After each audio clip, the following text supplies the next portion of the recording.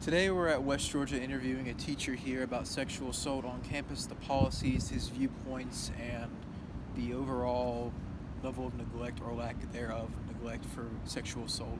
With me today is Professor Warren Peterson. Hello.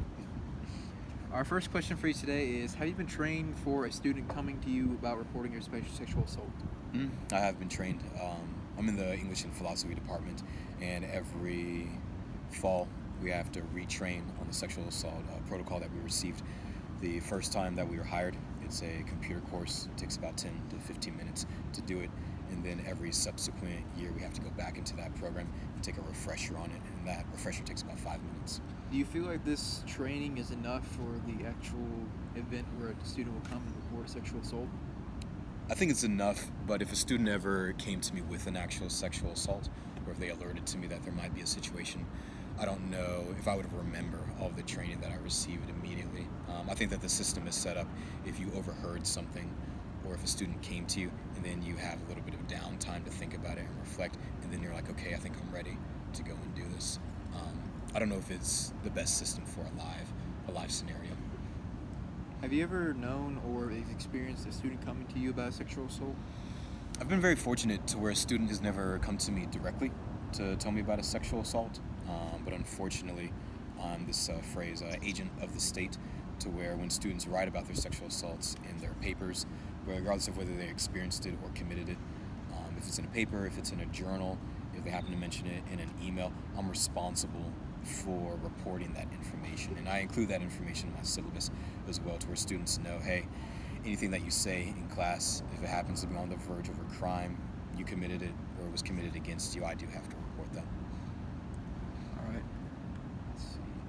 What about University of West Georgia's policies on sexual assault? Would you change or improve? I think the overall policies are there. I think that our school is probably like any other school, though, to where we like to hide things and brush them under the rug. The important thing that I would change is I think that students should have to receive this training as often as the teachers receive it. So when we bring freshmen in, I think that they should be taken through the process. This is what you should expect, because it will happen, unfortunately. They should explain what to do about it, and then I think that they should sandwich that. So I think it should happen again in December. Potentially it should happen again in January, but at the latest it should happen again in May. That way, within the grand scheme of a year, you've spoken to the student 3 times. And then when they come back from summer, I think that they should go through that same protocol over again now that they're sophomores and they have a different perspective. And I actually think we should continue that for the entire 4 years. Then the students graduate, and they kind of know the way that the world works. They know how they should handle these situations if it happens in the real world.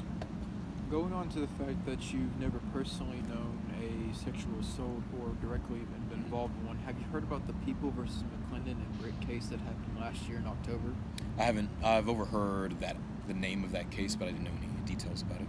The case involved 3 underage students illegally intoxicated. The group consisted of 2 males and 1 female. They were all friends. The 2 males took advantage of the intoxicated female and raped her on campus in the campus suites dormitory, dorm B, I believe, the building. And the students, as punishment, were suspended from the university for a certain amount of time, and then put on bail after the court case. They have not received any jail time or any of such. Do you feel West Georgia took the appropriate action in just suspending them and not expulsing or expelling them? It's concerning, because I guess the first thing that comes to mind is this reminds me of everything that we've seen and discussed in the film The Hunting Ground. It sounds like West Georgia, as I kind of mentioned earlier, is just like every other program. Hey, how can we handle this situation without handling it the professional way? I think I've mentioned to some of my students before, if there's an armed robbery on campus, if there's breaking and entering, if there's arson, if there's potential murder, specifically with a knife or a gun, they send you all an email about it, and I get those same emails. I haven't received any emails within the past year about a sexual assault. So it sounds like West Georgia did just enough within that situation, but didn't actually follow what protocol that we would like them to follow. Are you part of, or do you know of any groups that are taking a stand against sexual assault on campus or off campus?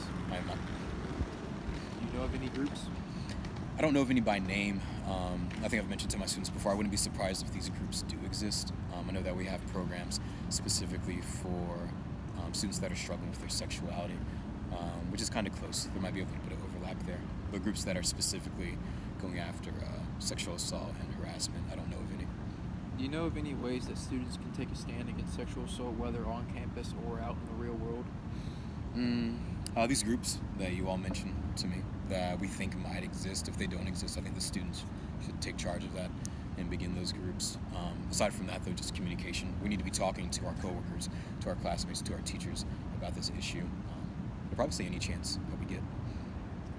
That's all. Thank you for coming today. Thank you.